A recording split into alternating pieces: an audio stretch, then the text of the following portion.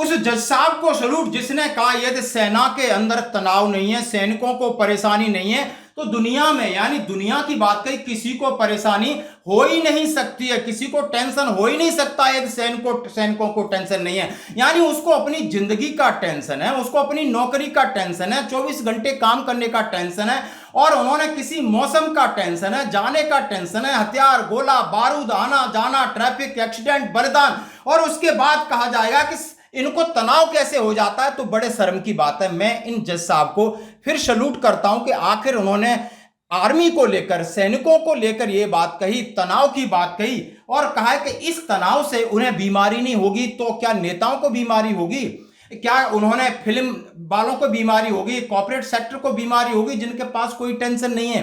अरे ये तो हाँ जी करके अपना काम चला रहे हैं, लेकिन सैनिक कितना भी हाँ जी करे उसको आउटपुट देनी होगी, और ऊपर वाला भी चाहेगा, हमें आउटपुट चाहिए, क्योंकि उसने आउटपुट से ही काम करने हैं, ट्रेनिंग करनी है, लड़ाई लड़नी है, खपना है, मरना है, भिड़ना है, सब कुछ करना है। यहाँ बातों से काम नहीं चलेगा, फाइल नहीं सरकती यहाँ। फिर टेंशन तो होगा ही, तनाव होगा, आपको बीपी बढ़ेगी, शुगर लेवल बढ़ेगा, कोलेस्ट्रॉल बढ़ेगा, तकलीफें आएंगी, माइग्रेन होगा, चोट लगेगी, हड्डी टूटेगी, बाजू कटेगी, सब तो हो रहा है। और फिर जब बात आती है कि भाई इनको इसका मुआवजा दिया जाए, तो वही एमओडी और वही सरकार बोलती है ये तो पीस में थे, ये तो हाइपरटेंशन इनको कैसे हो गया। तो जज साहब कहते हैं हाइपरटेंशन इनको नहीं होगा तो एसी में बैठे हुए आप लोगों को होगा, उन नेताओं को होगा जो हेलीकॉप्टर से ही पूरा घूमते हैं नीचे, कोई मर भी गया उसको भी दर्शन करने हेलीकॉप्टर से आते हैं, और हेलीपैड बना दिया जाता है, हजारों लोग उनकी अब बिछ जाते हैं उनके लिए। इनके लिए कौन जाता है? जंगलों में घूम रहे हैं, भूखे प्यासे, सांप का डर है, मौसम का डर है, बारिश का डर है, तूफान का डर है, गाड़ी पलटने का डर है, डर ही डर है।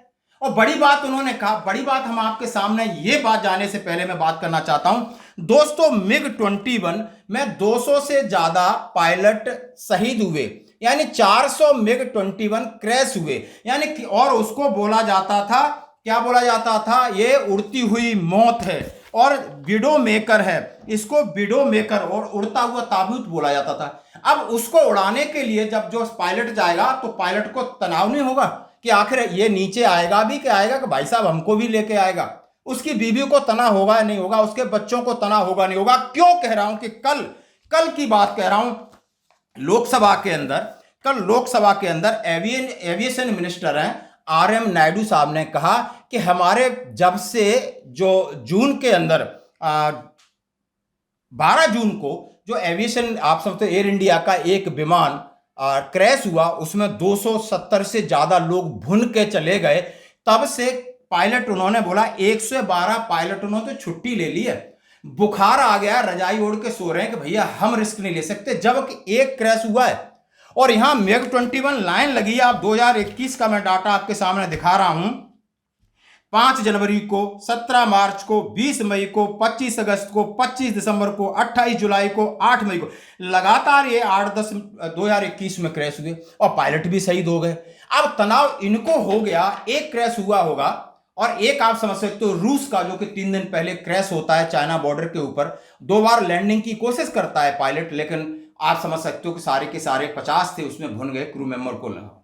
है दहशत हो सकती, जब इनको दहशत हो सकती है तो ये सैनिकों को दहशत नहीं होगी। ये तो बोलते भी नहीं है, इन्होंने रजाई ओढ़ के नहीं सोए, एक क्रैश हो गया हम जा रहे हैं, एक शहीद हो गया, दूसरा लाइन पर लगाया, तीसरा लाइन पर लगाया, ऊपर से नीचे गिरते हैं छतरी पैराशूट लेके।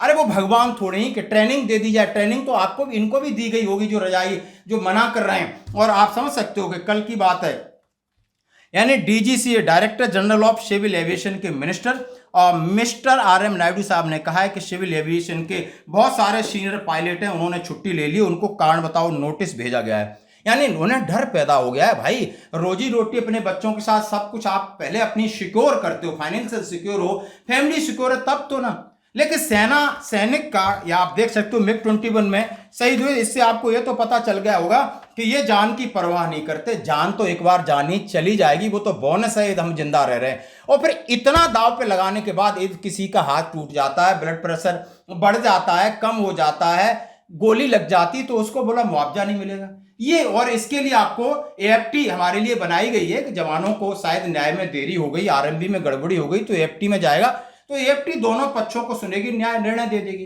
यानी आर्मड फोर्स ट्रिब्यूनल। अब आर्मड फोर्स ट्रिब्यूनल ने न्याय दे दिया तो आप भाई साहब जा करके हाई कोर्ट में खड़े हो जाते हो, इसको पेंशन नहीं देनी, डिसेबिलिटी पेंशन क्यों नहीं देनी।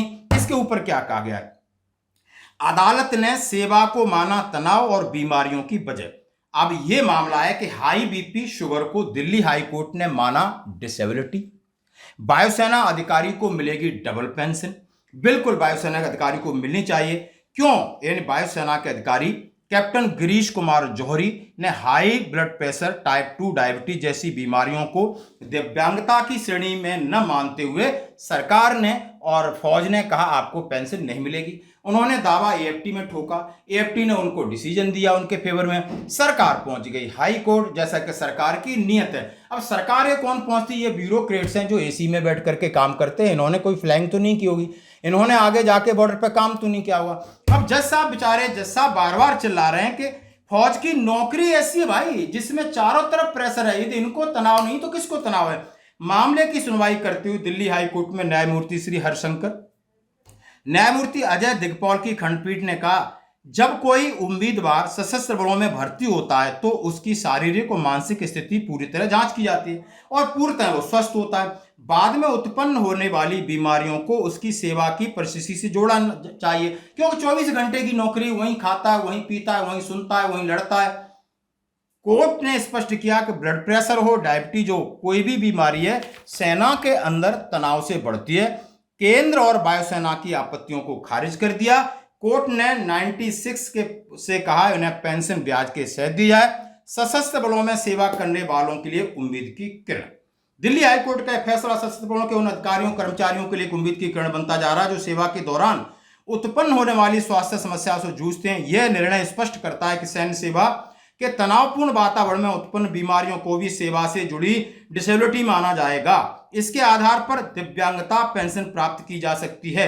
यह ऐतिहासिक निर्णय सशस्त्र बलों में कार्यरत सेवानिवृत्त अधिकारियों के न केवल आर्थिक सहायता का मार्ग प्रशस्त करेगा बल्कि उनके मानसिक और शारीरिक संघर्षों को भी न्यायपूर्ण स्वीकारता मिलेगी। भविष्य में कितनी अच्छी बात है जो जज साहब कह रहे हैं और जिन्होंने जिसको एनालिसिस किया है।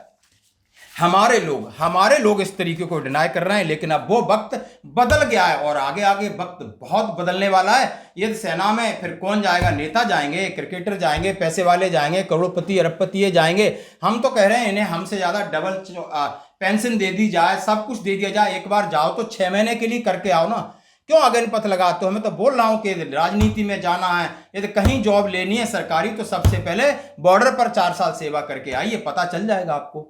नहीं पता चलना है तो इस तरीके के जो सरकार जो पहल करती है ये बिल्कुल निंदनीय और हाई कोर्ट के जज साहब को मैं सैल्यूट करता हूं। और ये आपकी क्या प्रतिक्रिया है जरूर कमेंट्स करें। धन्यवाद।